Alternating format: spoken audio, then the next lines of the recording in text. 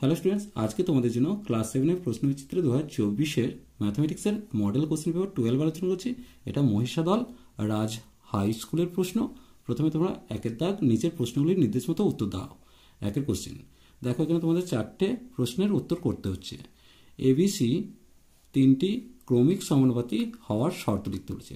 দেখো, এক্ষেত্রে আমরা জানি মধ্যপদের স্কোয়ার সমান প্রথম পদ এবং তৃতীয় পদের গুণফল, অথবা তোমরা এটাকে এইভাবে লিখতে পারো বি সমান √AC, অর্থাৎ মধ্যপদের স্কোয়ার সমান প্রথম এবং তৃতীয় পদের গুণফল হলেই তিনটে পদ ক্রমিক সমানুপাতে থাকবে। এরপর দেখো দুয়ের দাগের মানটা চেয়েছে, চলো দেখে নেব। দেখো, এক্ষেত্রে প্রথমেই যেটা করতে হবে, যেহেতু e⁻7কে e⁵ দিয়ে ভাগ করা হচ্ছে, তাই সূচকগুলো বিয়োগ হবে।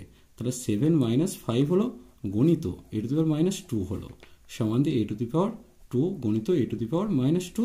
এবার দেখো গুণের সময় সূচক যোগ হবে, অর্থাৎ e⁻² - 2 হলো সমান দিয়ে e⁻0 সমান দিয়ে 1 পেলাম।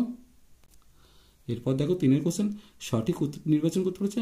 দেখো, এর সরল ফলে দশমিক বিন্দুর পর অঙ্ক সংখ্যা হবে, দশমিক বিন্দুর পর বলেছে। চলো দেখে নেব। দেখো, এক্ষেত্রে আমি কি করব, প্রথমে লাইন টানলাম, ওপরে 35.4 লিখলাম, নিচে 0.03 করলাম, গণিতদের 0.06 করলাম। দশমিকের পর দুটো সংখ্যা, দশমিকের পর দুটো সংখ্যা উঠে গেল। এবার দেখো 3 দিয়ে 6কে কেটে 2 করলাম, তাহলে কত আসছে? 4 2 8, 35 × 70, তাহলে 70.8, অর্থাৎ দশমিকের পর একটি সংখ্যা থাকছে।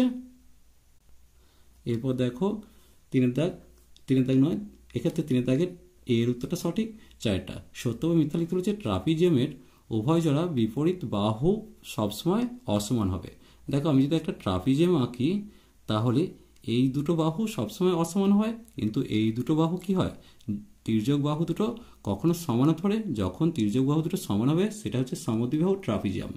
অর্থাৎ সমদ্বিবাহু ট্রাপিজিয়ামের ক্ষেত্রে তির্যক বাহু দুটো সমান হতে পারে। তাহলে এটা বলেছে সবসময় অসমান, এটা মিথ্যা দিয়েছে। এরপর দেখো 2-এর দাগের চিনির দাম বাড়ার জন্য পূর্বে 125 টাকা যে পরিমাণ চিনি কিনতাম, বর্তমানে 150 টাকা সেই পরিমাণ চিনি কিনি। বর্তমানে চিনির দাম শতকরা কত বেড়েছে? দেখো, 125 টাকা চিনির দাম বেড়েছে, 150 - 125 মানে 25 টাকা বেড়েছে। তাহলে 1 টাকায় চিনির দাম বেড়েছে সমান কত হবে? 25/125 টাকা। এবার 100 টাকায় চিনির দাম বেড়েছে সমান কত হবে? 25 × 100/125 করলাম, 5 × 25 = 100, 5 × 20 = 100 সমান দিয়ে 20 টাকা বেড়েছে, অর্থাৎ শতকরা চিনির দাম 20 টাকা বেড়েছে। এর পরের অঙ্ক দেখো, 5 অঙ্কের কোন ক্ষুদ্রতম পূর্ণবর্গ সংখ্যা 8, 15, 20 ও 25 দ্বারা বিভাজ্য হবে? প্রথমে 8, 15, 20, 25-এর লসাগু করছি। 2 দিয়ে করলে 4, 15, 10, 25 পেলাম। আবার 2 দিয়ে করলে 2, 15, 5, 25, 5 দিয়ে করলে 2, 3, 1, 5 পেলাম। 2 দিয়ে করলে 1, 3, 1, 5 পেলাম। 5 দিয়ে করলে 1, 3, 1, 1 পেলাম।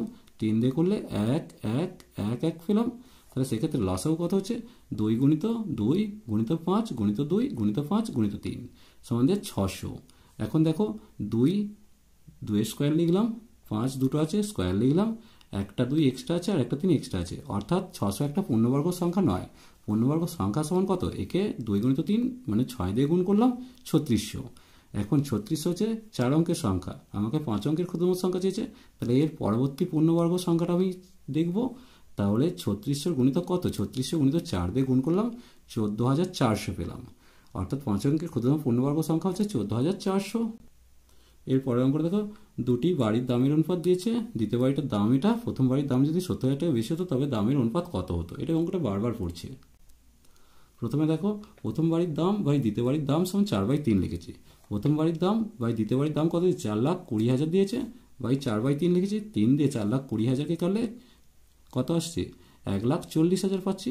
এরপর দেখো প্রথম বাড়ির দাম সমান কত? 1,40,000 সাথে 4টা গুণ করলাম, সেক্ষেত্রে প্রথম বাড়ির দাম হলাম 5,60,000 টাকা পেয়ে গেলাম। তাহলে এখন প্রথম বাড়ির দাম যেহেতু বেড়েছে, তাহলে 5,60,000 যুক্ত 70,000 মানে 6,30,000 পেয়ে গেলাম। দুটি বাড়ির দামের অনুপাত কত? না 6,30,000 = 4,20,000 সমান দিয়ে শূন্যগুলো কেটে দিলে 63:42 পেলাম। এরপর 7 দিয়ে কাটছি, 7 9 63, 642। 3 দিয়ে কাটছি, 3 3 9, 3 2 6, অর্থাৎ দুটি বাড়ির দামের অনুপাত হচ্ছে 3:2 পেলাম। এর পরের অঙ্কটা দেখো, মান নির্ণয় করতে বলেছে। এই অঙ্কটা অনেকবার পড়েছে, চলো দেখে নেব।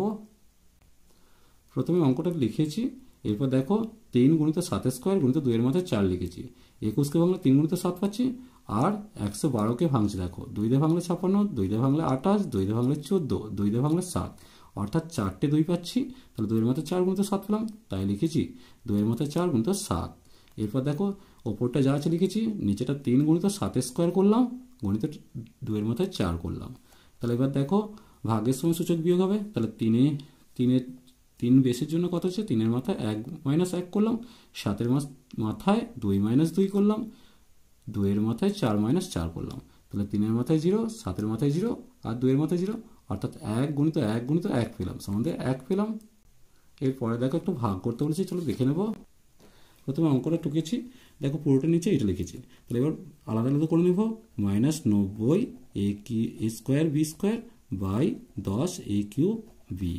এবার দেখো এটা কী হবে, প্লাস চিহ্ন আছে, এখানে 80 a কিউব বি কিউব করলাম, তার নিচে 10 a কিউব বি লিখলাম। এখানে মাইনাস হবে 50 a4 b4, আর এখানে 10-এর মাথায় a কিউব 10 a কিউব আর b লিখলাম। তাহলে 9 × 10 = 90 পেয়ে গেলাম, এখানে 8 × 10 = 80 পেলাম, এখানে 5 × 10 = 50 পেলাম। সেক্ষেত্রে দেখো কত আসছে, -9, এর মাথায় 2 - 3, বি এর মাথায় 2 - 1, প্লাস দিলাম 8, এর মাথায় 3 - 3 আর বি এর মাথায় 3 - 1 লিখলাম। এটা মাইনাস দিয়ে 5, এর মাথায় 4 - 3 করলাম, বি এর মাথায় 4 - কত হবে 1 করছে, এটা 1 লিখছি, সমান দিয়ে -9, এর মাথায় -1, বি এর মাথায় 1 হচ্ছে, এটা 1, এটা -1, প্লাস এর 8 লিখলাম, এর মাথায় 0, বি এর মাথায় 2, -5, এর মাথায় 1, বি এর মাথায় 3 পেলাম। এরপর লিখতে পারি 9 - 9b/a, এখানে লিখলাম 8b স্কোয়ার, এখানে লিখলাম 5ab³। এটাই হচ্ছে ভাগফল।